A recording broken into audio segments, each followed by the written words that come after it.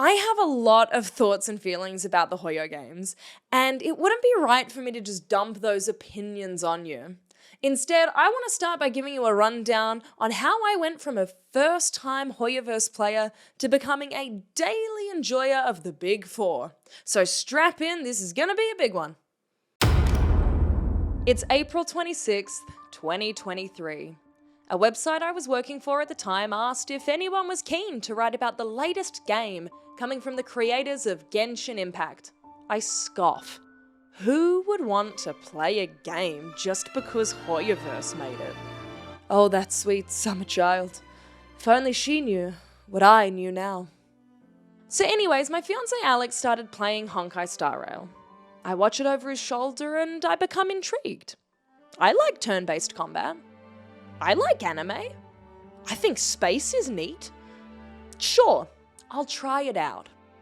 And so I began my journey of the Trailblaze. At first, it felt like the narrative was a bit slow.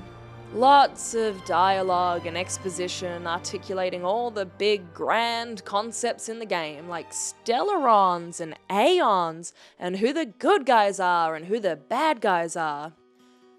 I chip away at the story, getting myself slowly immersed in the world and its characters. I was having a lot of fun, and then I got to that boss fight against Cocolia. I will be the architect of a new world! This is a fairly significant fight in the game and introduces us to a new playstyle for our main character. And that is where I fell in love. I became hooked and wanted to just experience more of that big, oh my gosh moment. But of course, that was only the beginning of my Hoyoverse journey. It's May 7th, 2023. I've been playing Star Rail for a week or so. I think it's one of the best things I've ever played at this point, so naturally I had to download Genshin and see what all the fuss was about. For the most part, I generally prefer fantasy settings over sci-fi, so the odds were looking real good for Genshin. Now, if I thought Star Rail's opening scenes were long, I was in for a treat when I discovered how long the prologue chapter of Genshin Impact was. Mondstadt is the first region we visit in the game, and as a first-time player 3 years after the game's initial launch, it was a lot. So many things felt inconsequential, which they aren't, but I will get back to that in a little bit. Despite its very lengthy opening, I was starting to fall for Genshin and its gorgeous characters. Alex had started playing a bit ahead of me, so was further into the game by the time I was ready to start exploring the massive open world. He was excited to jump into co-op with me and take me to the game's second region, Leywa. And that was my first real aha moment with Genshin. Wandering over the hill to see the beauty of Leywa Harbor for the first time with someone by my side. It was magical and something that I think most Genshin players can resonate with. My second aha moment was all about that story. As I said earlier, this is a game where every single thing that is mentioned is deeply intentional, setting up ideas and plot points that will pay off in due time. Like every lore aficionado, I regularly watch the Teyvat chapter storyline on the Genshin YouTube channel. For those not in the know, it's a video that was released shortly after Genshin launched, which showcased characters and teased story points for the many years of content to come. I genuinely think this is the most impressive thing I've ever seen. Whilst things have of course changed during development, Hoyo know where the story of the Traveller ends and have slowly been unravelling it for us, patch after patch. Nowadays, I would probably rate Genshin as one of my favourite games of all time. But of course, there was always room in my heart for more Hoyo. It's January 21st, 2024. The Star Rail community is gearing up for its very flashy 2.0 update, and all I can see online is people talking about how this game has some major links to one of Hoyoverse's other games, Honkai Impact 3rd.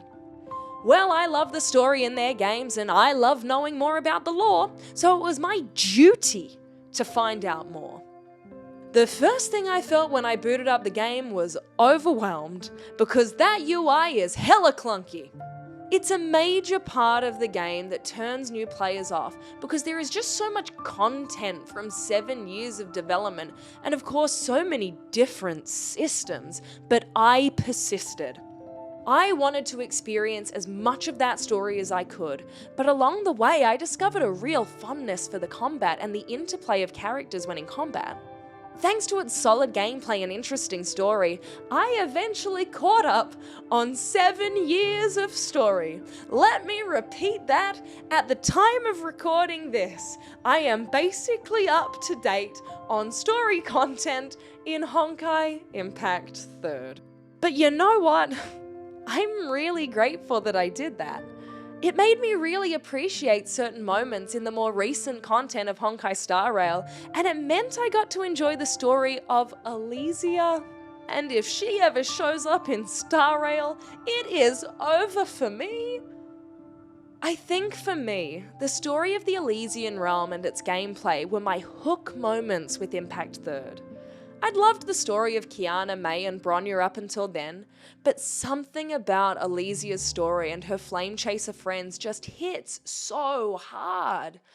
Even as we start to move really deep into the intrigue of the Part 2 story, which has been met with a very mixed reaction, I always find moments with this game that leave me gasping in shock or realization, and I think that's pretty damn impressive. And let's not even begin to discuss the Star Rail crossover event. So why do I keep coming back to Impact 3rd when I have all these other Hoyo games to play? Well, I genuinely think it has the best weekly gameplay loop out of its counterparts, but that deserves its own video, so keep an eye out. Now at this point, surely I can't have it in me to play any more old Hoyoverse games. Correct, but I did have it in me to play a new one. It's July 4th, 2024. Launch day for Zenless Zone 0. There is a lot to love about this game. It's funny and the combat is fantastic, and I really enjoy the time I get to spend in this game. That's all I'll say for now because I have many thoughts on what works and what doesn't in ZZZ.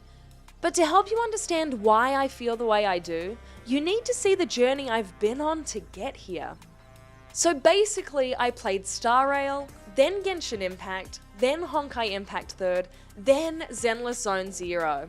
And over the past year and a half, I've managed to get myself pretty much up to date with the content in all of these games. I love their stories and I love their gameplay, even though they have some glaring faults. I truly admire the ability of Hoyoverse to continuously pump out high-quality content that makes their games feel like you're just staying up to date with a long-running TV series. I've also loved playing through these 4 distinctly different games to see what Hoyoverse has learned and applied with each game's mechanics and daily gameplay loops, because it's never quite what I would have expected. I'd like to clarify as well, yes, some days I do just smash my dailies out of habit, because I'm a busy bee and I have things to do. But regardless of the daily play routine I find myself in, I really do love all of these games for such different reasons. But I'll save all of that for another day. Now that I've regaled you with my experiences getting to each of the Hoyoverse titles, I can spend my upcoming videos talking about each game in depth, articulating the many thoughts and feelings I have about their stories and gameplay designs, and of course all the things I like or would like to change about them. So what's your favourite Hoyoverse game? And what order did you play them in? Anyone out there strong-willed enough to only play one of their games without trying any of the others? Or are any of you out there Tears of Themis enjoyers? Apologies if I butchered the name, I've literally never heard this said out loud. But let me know in the comments, because I have many things related to our Hoyo besties that I would love to talk about and share with you all. And if there's anything you'd specifically like to hear my thoughts on, chuck it in the comments. Thanks for watching!